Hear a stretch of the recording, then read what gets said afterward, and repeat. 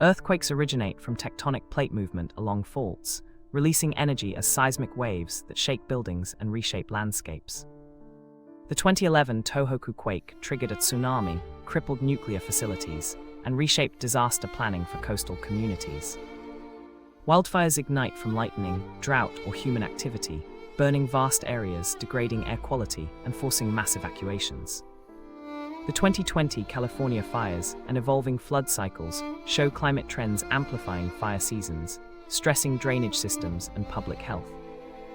These events underline the need for science-based preparedness, resilient infrastructure, and inclusive recovery that protects vulnerable people and ecosystems.